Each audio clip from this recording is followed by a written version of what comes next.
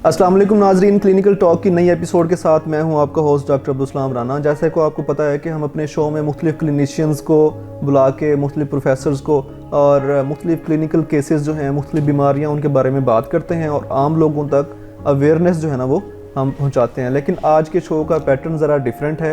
आज हम आप लोगों के साथ एक स्टोरी शेयर करेंगे और मैं इसको सिर्फ स्टोरी नहीं कहूँगा बल्कि सक्सेस स्टोरी कहूँगा।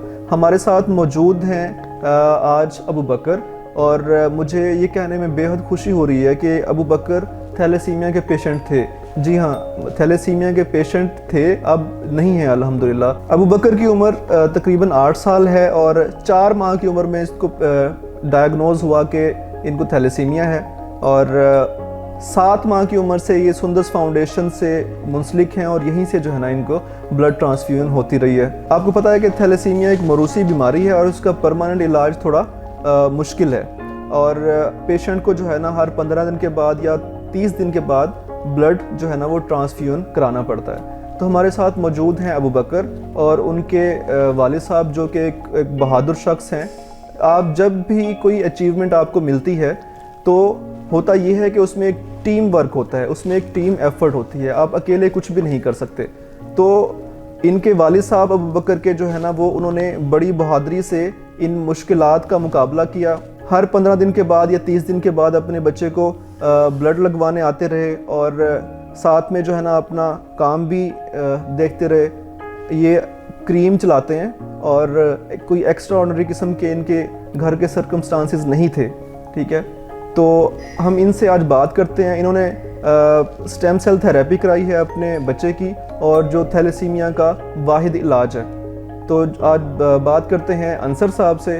जी अंसर साहब, अस्सलाम वालेकुम, कैसे हैं आप? वालेकुम सलाम जी, अल्हम्दुलिल्लाह ठीक ठाक। आपको हम खुशामदीद कहते हैं अपने शो में। शुक्रिया। और अब बात करते हैं अबू बकर के बारे में।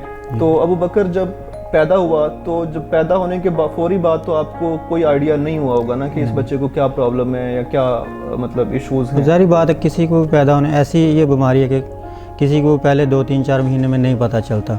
अच्छा, तो आपको फर्स्ट टाइम ये किसने बताया कि इस बच्चे को थैलेसीमिया है या थैलेसीमिया डायग्नोज हुआ? आपने कहाँ पे चेकअप कराया? ये तकरीबन 4 से 5 महीने का हुआ है। तो मुसलसल बाहर, 1 हफ्ता बाहर है, 10 दिन ठीक है, फिर 2-4 दिन बाहर है, फिर ठीक है। वो करते हैं, मेडिसिन लेते हैं, मुख्तलिफ डॉक्टरों से चेक करवाया। चेक करवाते फिर एक डॉक्टर हमें CMH में उसने एक टेस्ट लिख के दिया, HB इलेक्ट्रोफोरेसिस, ठीक है। वो हमने करवाया और फिर उसमें ये थैलेसीमिया मेजर आपको पता चला कि थैलेसीमिया मेजर है, ये बच्चा थैलेसीमिया। तो उसके बाद बस इसका यही इलाज था कि इसको ब्लड आप लगवाते? हाँ जी, उसी डॉक्टर ने बता दिया था कि इसको हर 15 से 20 दिन बाद ब्लड लगेगा और ये लाजमी है इसकी ज़िंदगी बचाने के लिए या जितनी भी है उसको बेहतर तरीके से गुजारने के लिए। तो जब ये बात आपने सुनी तो कैसे, मतलब घर के हालात थे और क्या? घर के हालात तो क्या थे कि एक क़यामत ही होती है हर घर के, जिसमें भी हमारे अलावा किसी के भी ऊपर ये ऐसी एक बिजली गिरने वाली बात होती है, परेशानी है, टेंशन है, किसी भी तरह एक कि जिस ऐसी एक बीमारी है जिसका कोई इलाज ही नहीं है। और ये आपका एक ही बेटा है? जी, एक ही बेटा है माशाल्लाह। ठीक है।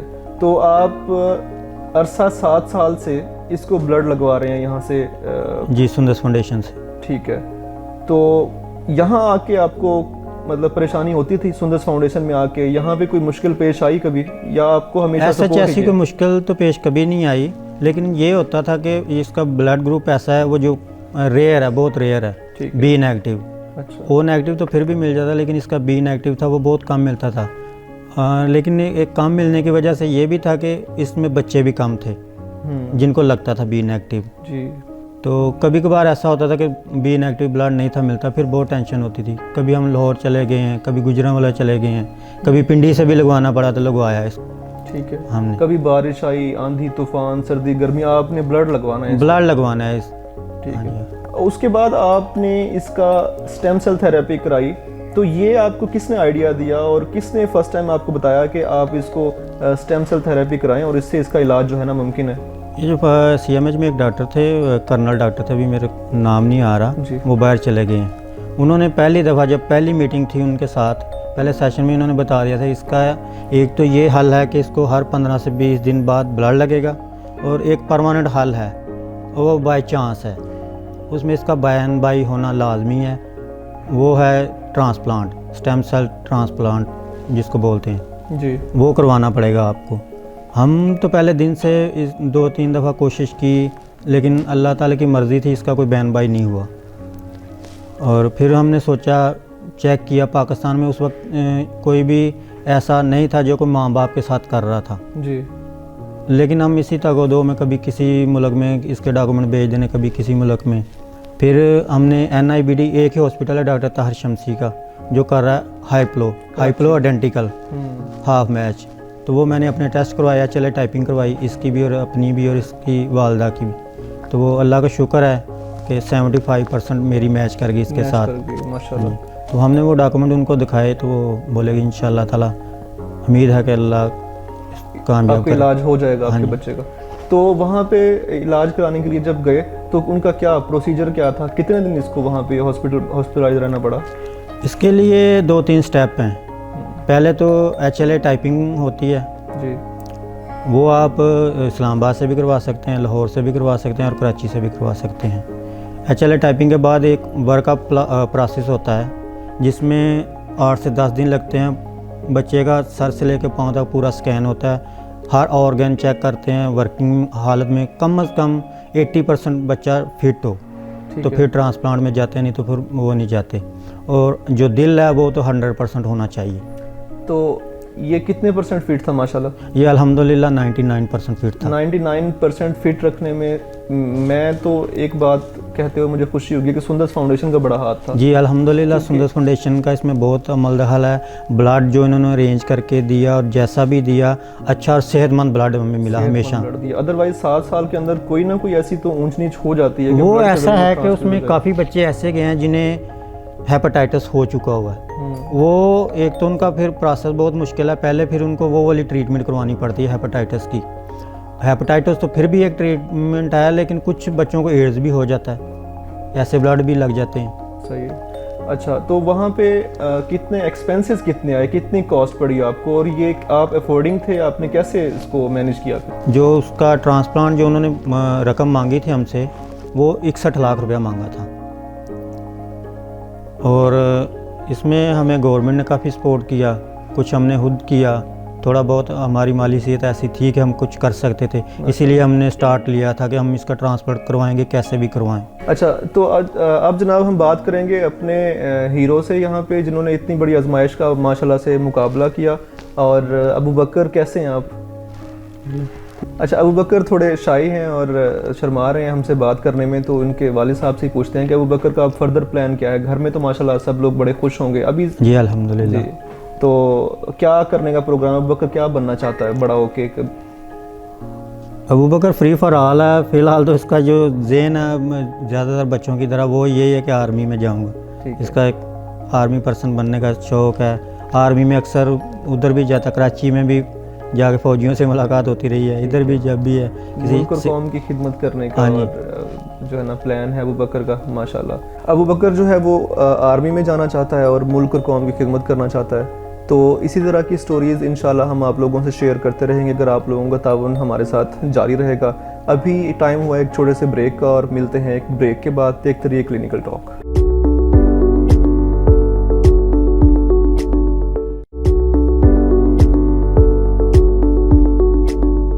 वेलकम बैक नाजरीन। ब्रेक से पहले हमारे साथ मौजूद थे अबू बकर, जो पेशेंट थे थैलेसीमिया का, और उनका माशाल्लाह से ट्रीटमेंट हुआ और अब वो थैलेसीमिया फ्री जो है ना हो गए हैं, परमानेंट उनका इलाज हो गया। तो जैसे मैंने पहले भी जिक्र किया कि एक टीम वर्क होता है, और आज जो सुंदर्स फाउंडेशन में थैलेसीमिया के बच्चों को ट्रीट करते हैं, उनमें से जो एक मेन पिलर है और जो मेन जो उनको डील करते हैं, हमारे साथ मौजूद हैं डॉक्टर अक्सा खालिद। अस्सलाम वालेकुम डॉक्टर साहिबा, वेलकम टू माय शो। वालेकुम सलाम। अबू बकर जो एक पेशेंट था, माशाल्लाह से आज हमने सक्सेस स्टोरी उसकी शेयर की, और हमारे जो पिछले सेगमेंट में वो मौजूद थे यहाँ पे, और आपने भी माशाल्लाह उस बच्चे से मिली हैं। जी, आता रहता है। तो आज आपको कैसा फील हो रहा है? मुझे बहुत अच्छा फ़ील हो रहा है उस बच्चे के लिए। मैं काफ़ी दफ़ा उससे मिली हूँ, बहुत दफ़ा वो आता है। मोस्टली ये होता है कि उनके डॉक्टर्स ने जहाँ से उन्होंने ट्रांसप्लांट कराया है, स्पेशलिस्ट ने, तो उनको जो मैनेजमेंट लिख के दी होती है तो वो अंडर सुपरविजन करानी होती है। तो उसमें यह है कि वो लोग हर दफ़ा, ये बच्चा नहीं जा सकता कराची और उन स्पेशलिस्ट की सुपरविजन में, तो वो मैं उस बच्चे को देखती हूँ, मेरी सुपरविजन में वो आते हैं, तो मोस्टली जो भी उनको रेकमेंड ट्रीटमेंट होता है तो वो मैं अपनी सुपरविजन में उनको कराती हूँ। ठीक है, किसी भी डॉक्टर के लिए या किसी भी इदारे के लिए ये बड़े फ़ख्र की बात है जी बिल्कुल, जो माशाल्लाह अचीवमेंट हमें मिली है, नो डाउट कि उसमें उसके वालिदैन का सबसे बड़ा बहुत बड़ा रोल है। जी बिल्कुल। तो अभी हम ना बातों का सिलसिला जारी रखते हुए थोड़ा सा लोगों को आइडिया देते हैं कि थैलेसीमिया एक्चुअल में होता क्या है, उसके बारे में थोड़ा बताइएगा, क्योंकि आप उसको डील करती हैं और सारा थ्रू आउट आप उनको लेके चल रही होती हैं बच्चों को। थैलेसीमिया असल में एक खून की मौरूसी बीमारी है जो फैमिलीज़ में चली आ रही होती है। इसमें ये होता है कि आपके खून के सेल्स कमज़ोर होते हैं, जो रेड ब्लड सेल्स हैं, वो जिन बच्चों को ये बीमारी होती है थैलेसीमिया, उनमें वो टूटते रहते हैं, जिसकी वजह से उनमें खून की कमी होती रहती है और इस वजह से उनको बार बार खून लगाना पड़ रहा होता है।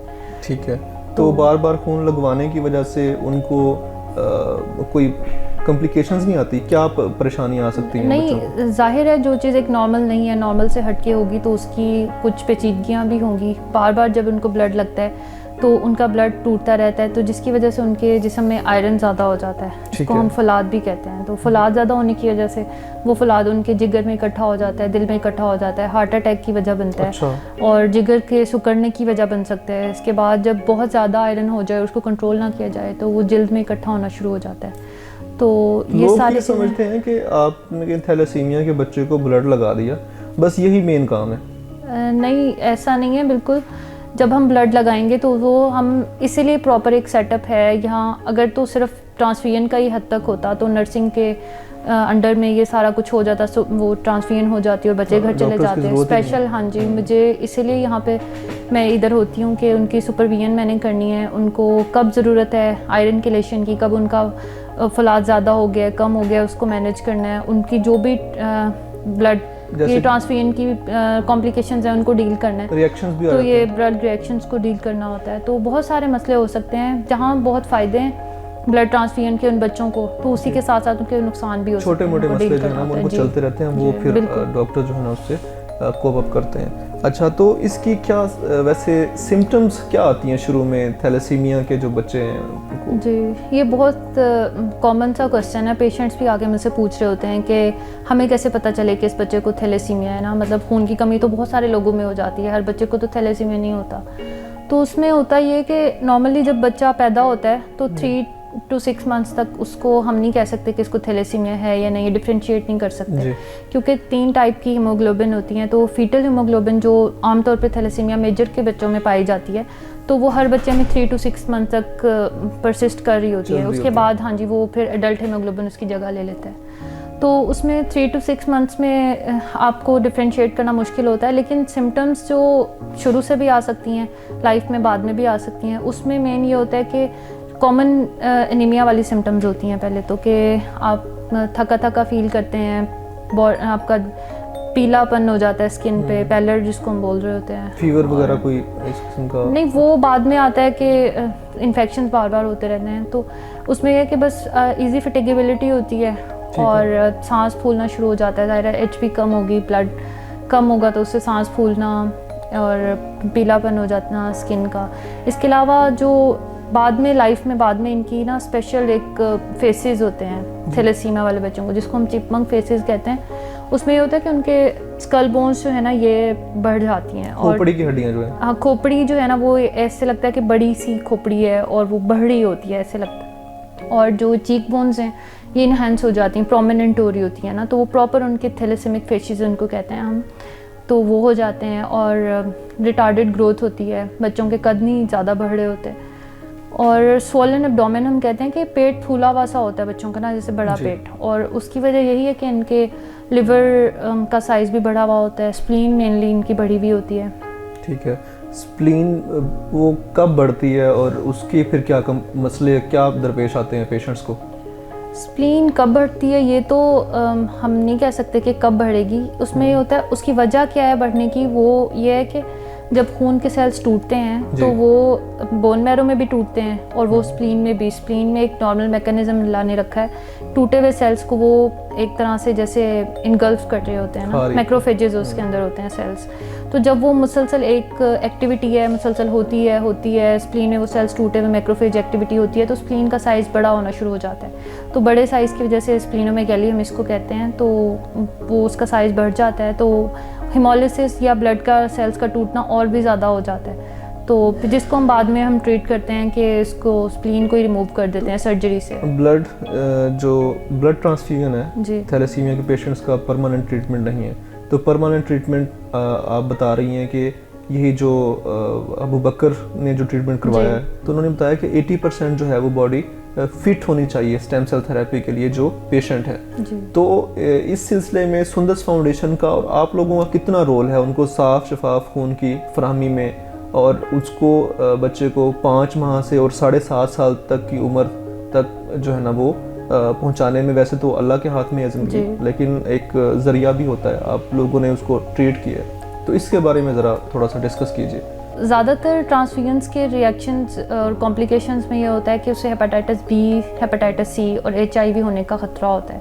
हम लोग यहाँ पे एलाइज़ा के बगैर कोई ब्लड नहीं लगाते, जिसकी वजह से कोई भी ये इन्फेक्शन होने के चांसेस बहुत कम होते हैं, ना होने के बराबर होते हैं। तो अगर किसी को इन्फेक्शन नहीं है, हेपेटाइटिस बी, सी नहीं है, तो उसका ज़ाहिर लिवर 100% ठीक है, वो ठीक काम कर रहा है, उसको कोई इन्फेक्शन इन्फ्लेमेशन नहीं हुई। तो इसमें मैं कहूँगी कि सुंदस का बहुत बड़ा रोल है कि वो बहुत ज़्यादा साफ़ शफाफ खून फ्राहम करते हैं बच्चों को। ट्रांसफ्यूजन्स बिल्कुल रिस्की नहीं होती, यहाँ पे हम हर तरह से उनको डील कर रहे होते हैं, और इसके अलावा वक्त पे खून मिलना बहुत बड़ी बात होती है इन बच्चों के लिए।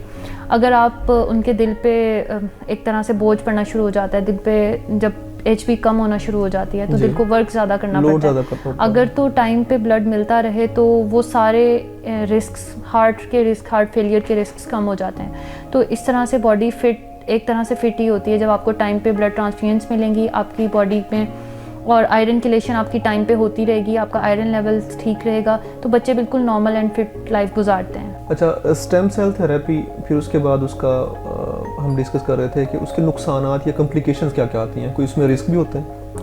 जी, जहाँ पे इसके फ़ायदे हैं कि बिल्कुल ट्रांसफ्यूजन से बच्चा बच जाता है, ट्रांसफ्यूजन्स नहीं करनी पड़ती हैं उसको जो मंथली फ्रीक्वेंटली होती हैं, तो इसी के साथ साथ उसकी कॉम्प्लिकेशंस भी हैं। बॉडी के सबसे बड़ी कॉम्प्लिकेशन बोन मैरो ट्रांसप्लांट या स्टेम सेल ट्रांसप्लांट की यही आती है कि आपकी बॉडी रिजेक्ट कर सकती है उसको, रिजेक्शन के चांसेस बहुत होते हैं। तो रिजेक्शन की वजह से आपके लिवर फेलियर, किडनी फेलियर ये हो सकता है। तो इसके अलावा आपको ड्यूरिंग ट्रांसफ्यूजन इन्फेक्शंस के बहुत रिस्क पे होते हैं आप, तो वो 2 to 3 वीक्स हम ऑब्जर्वेशन में रखते हैं, ठीक है, ट्रांसप्लांटेशन के बाद। तो अगर तो स्वेयर किस्म के बैक्टीरियल या फंगल इन्फेक्शन से बच्चा बच जाए और तो ट्रांसप्लांट सक्सेसफुल रह जाता है, लेकिन अगर किसी भी किस्म का इन्फेक्शन हो तो वो लाइफ थ्रेटनिंग हो सकता है। इसके अलावा माइल्ड ज़रा कॉम्प्लिकेशंस में हम कहेंगे कि वॉमिटिंग का होना, जलन होना, रैश हो जाना बॉडी पे, तो इस तरह की कॉम्प्लिकेशंस आ सकती हैं। डॉक्टर साहिबा, हमारे साथ मौजूद रहने का शुक्रिया। नाज़रीन, प्रोग्राम में वक्त हुआ अभी एक ब्रेक का, मिलते हैं एक ब्रेक के बाद,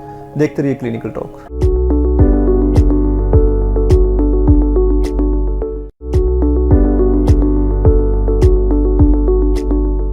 वेलकम बैक नाज़रीन। अब जिस शख्सियत से मैं आपको मिलवाने जा रहा हूँ उसके लिए सुंदस फाउंडेशन के एक तो वो फाउंडर हैं, बानी हैं। अगर मैं उनके लिए वर्ड मसीहा इस्तेमाल करूं तो वो किसी लिहाज से भी कम नहीं होगा। उन्होंने एक पौधा लगाया सुंदस फाउंडेशन की सूरत में 1998 में, और आज वो माशाल्लाह तनावर दरख्त बन चुका है, और उसकी इसी ड्यूरेशन में सुंदस फाउंडेशन की एक्सटेंशन भी हुई। तकरीबन 800 बच्चे एट ए टाइम जो थैलेसीमिया के पेशेंट हैं उनको ब्लड ट्रांसफ्यूज़ हो रहा है। तो कुछ लोग हैं जो आपको कैमरे के सामने नज़र आते हैं, कैमरे का मतलब ये वाला कैमरा नहीं, मेरे कहने का मतलब ये है कि आप डॉक्टर के पास जाते हैं सुंदस फाउंडेशन में, आपको डॉक्टर काम करते हुए नज़र आती है। आप लेबॉरेटरी टेक्नोलॉजिस्ट के पास जाते हैं, आपको वो काम करता हुआ नज़र आता है। आप जो है ना किसी भी डिपार्टमेंट में जाते हैं, लेकिन कुछ लोग ऐसे होते हैं जो बिहाइंड द सीन सबसे ज़्यादा एफर्ट कर रहे होते हैं। तो उन्हीं में से हमारे साथ आज मौजूद हैं जाहिद खान साहब, जो एग्जीक्यूटिव मैनेजर हैं सुंदस फाउंडेशन सियालकोट के, और फाउंडर मेंबर भी हैं सुंदस फाउंडेशन सियालकोट के। इनसे बात करते हैं अबू बकर के बारे में कि आप कैसा फील कर रहे हैं। सर सबसे पहले तो बहुत शुक्रिया, आप तशरीफ़ लाए, आपने हमें टाइम दिया अपनी ज़ाती मसरूफियत में से जो है ना। Thank you so much. Abu Bakar से आपकी मुलाकात हुई तो कैसा लगा मिलके? आपकी जो मेहनतें हैं, आपकी जो एफर्ट है, जो स्ट्रगल है, उसका समर आज जो है ना, उसके समरात नज़र आना शुरू हो गए माशाल्लाह से। जी बिल्कुल। तो अपनी ज़रा फीलिंग्स शेयर कीजिएगा नाज़रीन से। थैंक यू सो मच, आपने अपने प्रोग्राम में आज मुझे एज अ गेस्ट बुलाया है। और जहाँ तक रही बात हमारी अचीवमेंट की, और ये मैं समझता हूँ कि सुंदस फाउंडेशन की जो असल अचीवमेंट, जैसे अभी आपने ख़ुद बताया कि उसके समरात आना शुरू हो गए, और वाकई ऐसा ही है कि जब अगर मैं अपनी फीलिंग्स की बात बताऊं आपको, तो जब अबू बकर से मैं मिला, आप भी उस टाइम मेरे पास ही थे वहाँ पे, और जब मुझे ये पता चला कि ये बच्चा जो है वो रिकवर कर गया है, इसका स्टेम सेल्स ट्रांसप्लांट हुए हैं, और वो बच्चा 1 साल हो गया, उसको ब्लड की ज़रूरत नहीं पड़ी। जी माशाल्लाह। तो पहले तो ये बात मेरे लिए ना एक्सेप्ट करनी थोड़ी सी मुश्किल हो रही थी कि यार ये हम 98 से, जिस तरह गुजरांवाला से हमने स्टार्ट किया था 98 से, और अब तक तकरीबन 22-23 साल हो गए। तो इस तरह ही कोई रिकवर बच्चे, जब भी कोई विज़िट आता था, स्पेशली अगर मैं अपनी ये बात बताऊं कि जब विज़िट के दौरान मैं अपने डोनर्स को, अपने विज़िटर्स को ये बताता था कि ये थैलेसीमिया के बच्चे हैं, इनको ब्लड लगता है, और फिर वो आगे से सवाल पूछते थे कि कब तक इनको मतलब ब्लड लगता रहेगा, तो मैं उनको ये कहता था कि सारी ज़िंदगी लगता रहेगा, और इफेक्ट भी यही है। ऐसे ही फिर उसमें वो ये और सवाल जो मतलब जो तकलीफ़ देने वाले सवालात होते थे वो ये होते थे कि जी इनकी ज़िंदगी, मतलब आप क्या समझते हैं कितने अरसे तक ये बच्चे ज़िंदा रहते हैं? तो वैसे तो उनको मैं नहीं कहता था, मैं अंदर ही अंदर ये कहता था किसी का भी नहीं पता होता इन ज़िंदगी अभी है तो 5 मिनट बाद हम होंगे या नहीं होंगे। लेकिन अगर हम स्पेसिफिकली जब वो पूछे थे थैलेसीमिया के बच्चों की, तो हकीकत यही है कि हमारे पास जो है वो 25 से 26 साल के पेशेंट अब तक लाइफ एक्सपेक्टेंसी, हाँ एक्सपेक्टेंसी होती है। लेकिन ये जो सवाल होता था जिसका जवाब देना मेरे लिए बहुत तकलीफ़ दे होता था, और ये तकलीफ़ तब और ज़्यादा बढ़ जाती थी जब मुझे कुछ ऐसे लोगों का सामना करना पड़ता था, जब वो लोग क्रिटिकल क्वेश्चंस करते थे कि यार क्या आप लोग मतलब इतनी ज़्यादा डोनेशंस ले रहे हैं और इन लोगों पे खर्च कर रहे हैं, कर क्या रहे हैं, किन लोगों पे आप खर्च कर रहे हैं, इन्होंने मर जाना है जी। तो फिर मेरे दिल में जो है वो उनके लिए जो अंदर से फीलिंग्स होती थी वो तो मैं फिर ज़ाहिर नहीं करता था, मैं उनसे यही कहता था, यहाँ तक मैं ज़रूर उनसे कहता था यार मरना तो हर एक इंसान ने, और किसी को भी अपनी ज़िंदगी के बारे में नहीं पता कि मैं अभी हूँ तो 5 मिनट बाद या 1 मिनट बाद या अगले सेकंड में जो है वो ज़िंदा रहूँगा या नहीं, किसी को भी गारंटी नहीं है।